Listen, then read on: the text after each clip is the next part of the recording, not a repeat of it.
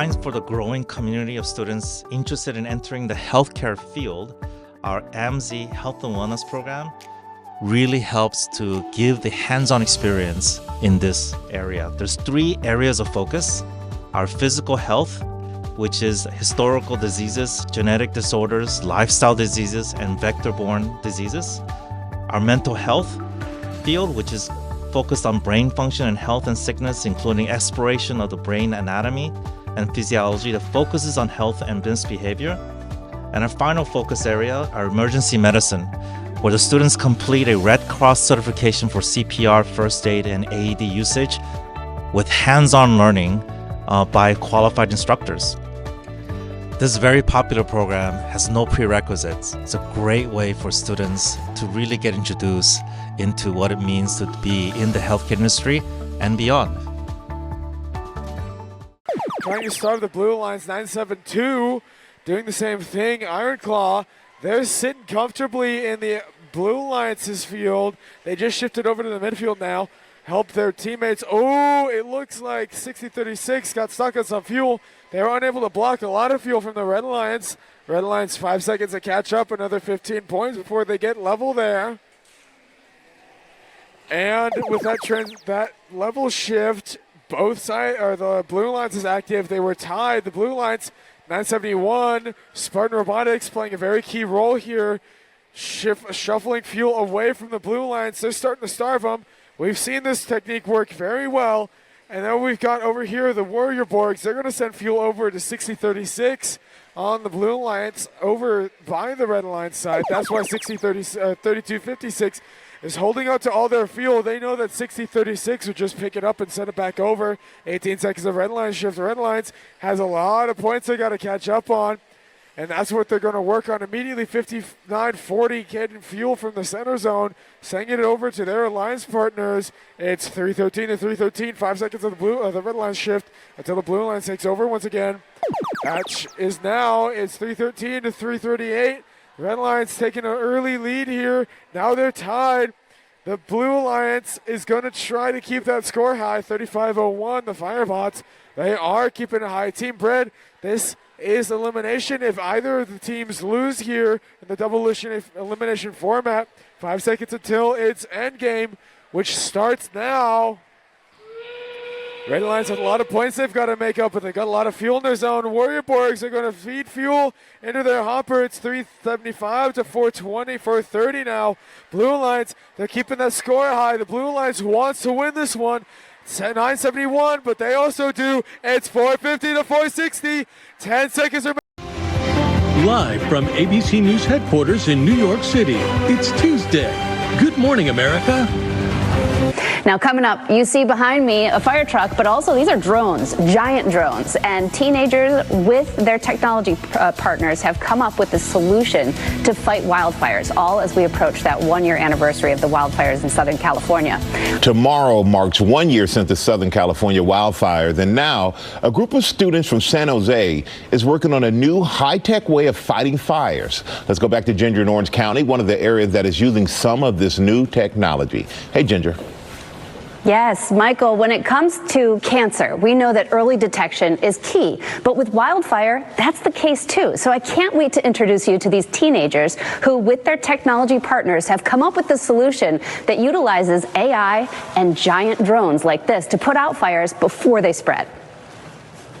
1 year ago, wildfires in Los Angeles resulted in historic destruction and death. But in the war on wildfires, there are now some unlikely soldiers on the front lines. Students from Valley Christian High School in San Jose, California.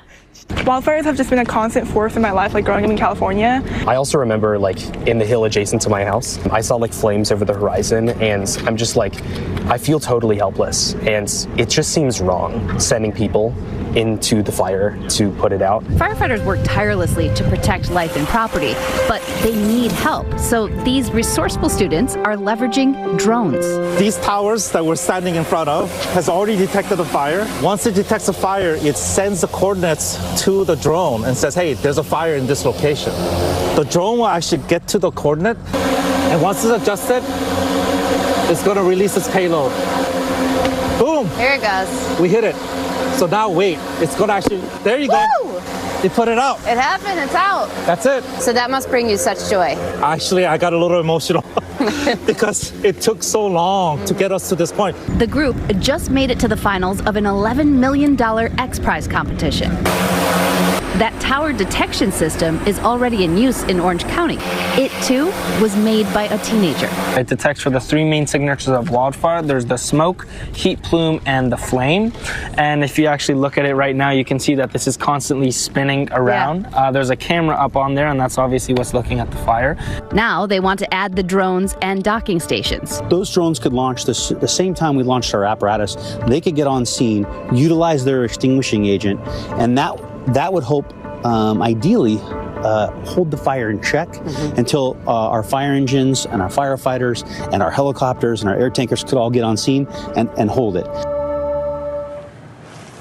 I have to give a big shout out to Orange County Fire for letting us be here and take over this morning. I also want to tell you that most fires don't start in a place that's really easy to access. So firefighters might take minutes or hours to get there without roads, but a drone like this could get there in seconds, and that could be a game changer when it comes to this big war on wildfires, Michael. Yeah, I mean, it really is amazing, Ginger. But those don't look like your typical drones. No. Kaizen Aerospace let us look at some of their fleet here, and they've got drones of all sizes, but take this one, for example. It is a 13-foot behemoth. This is one drone, and it could carry up to 1,000 pounds of water or a payload of anything. So imagine what that could do when it comes to at least putting a pause, if not putting a fire out. Yeah, that is 13 feet. Wow. Okay. Well, Ginger, thank you. Thank you for bringing that to us. We really appreciate you. And coming up. Since 2011, our Valley Christian students have sent over 180 customized experiments to the International Space Station. Our ISS program, which was born out of that innovation, gives us a unique opportunity for our students to launch experiments to space. The program is divided into two different levels. Our introductory level, which is semester long, fulfills the prerequisite for our year-long ISS research lab.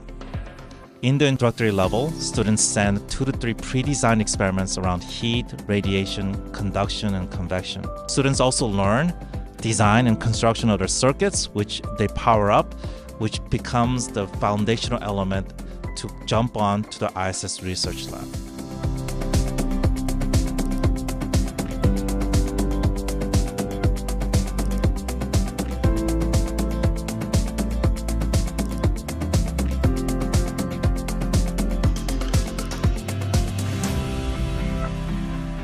Fuel in its hopper. This is super beneficial to the Red Alliance. Constant point scoring for the entirety of autonomous period. And it looks like that was just enough to make the Red Alliance win the autonomous period. Meaning the Blue Alliance, at the end of this 4 seconds, is going to be able to score. We got 30-45, the Gear Gremlins trying to take the position of second back here. But it's going to be a tough fight for them. With the Red Alliance, or the Blue Alliance, now having to fight against the Gear Gremlins now for fuel. The Funky Monkeys shooting fuel in all directions, eventually able to get themselves oriented and shooting into the hub. The Vortex now, their turn to score, but it's over to the Red Alliance, which they're going to show a waterfall of fuel going directly into the hub. 32-56, shooting and scoring. The WarriorBorgs, it looks like they've gotten a lot better with their shuttling and a lot better with their shooting since the last time we saw them. 30-45, the Gear Gremlins shifted aside by the Popcorn Penguins. A very strong defense from them. But now it's turn for the Blue Alliance, who emptied out midfield during last shift. Then they have to deal with 39-70 Duncan Dynamics with fuel coming their way. They're stealing fuel from their side, and the shift is about to end, and handing it over to the Red Alliance now. 32-56. All three robots, Gear Gremlins, WarriorBorgs, and Duncan Dynamics, all three teams shooting and scoring, having to compete with the Funky Monkeys. Now these guys are on their side, almost beaching themselves, getting back. But 10 seconds of red control before it's open for everybody. This is less than 100 points between the two. This is achievable for the Blue Alliance to make back up in the final 30 seconds. Red Lions is going to try to maintain control. 32.56 got stuck on some fuel, but they were able to get undone. 30.45 maintaining that lead of about 100 points. It's 18 seconds remaining. Red Alliance stealing all the fuel away from the Blue Alliance, but the Blue Alliance still scoring nonetheless. It's a close race between 32.57. Actually, both teams. 4 seconds remaining.